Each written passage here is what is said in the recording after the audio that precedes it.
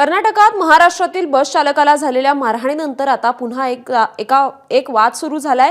या वादानंतर आता महाराष्ट्रातून कर्नाटकात जाणारी वाहतूक थांबवण्यात आली आहे। परिवहन मंत्री प्रताप सरनाईक यांच्या आदेशानंतर खबरदारी म्हणून आज सकाळपासूनच महाराष्ट्रातून कर्नाटकच्या दिशेने जाणाऱ्या एसटी बसेस बंद करण्यात आल्या आहेत। त्यामुळे महाराष्ट्रातून कर्नाटकात जाणाऱ्या प्रवाशांची गैरसोय होताना दिसते।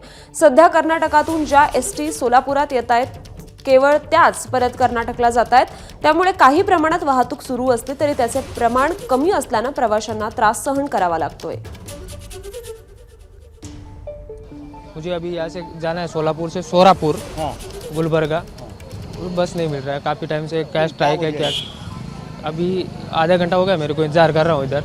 कोई बस नहीं है, वजह क्या है नहीं ध्यान में नहीं मुझे। तो मैं अभी आया हूँ, पूछा उनको तो बोल रहा अभी कई गाड़ी नहीं है, स्ट्राइक आहे करके बोल रहे हैं। यादगीरला सकाळी 8 वाजल्यापासून उभारलो, यादगीरचा बस का आले नाही, अजून येत्या म्हणायला लागलेत, कधी येणार काय माहित नाही। इथंच उभारलो आम्ही। चौकशी केल्यानंतर काय सांगितलं? 8 वाजता येतात म्हणले, मग 8:30 वाजले। आता एक विजापूरचं बस आत्ता आले ती, मग आता शिंदगीचं बस आल्यावर शिंदगीला बसून जाणार। जी घटना घडली निंदनीय घटना आहे। जे काय घडलं अशा प्रकारे दोन राज्यामध्ये जे काही घटना घडली ही आम्ही तर निषेधच करतोय। या संदर्भात राजकीय लोकांनी जर करत असेल तर त्याचे नाही, पण सर्वसामान्य जनतेला त्याचा त्रास भोगावा लागला। हे सीमावाद फक्त त्यांच्या निवडणुकीपुरते आलं की हे वाद निर्माण होतात, त्यात सर्वसामान्य जनता भरपळून जाते।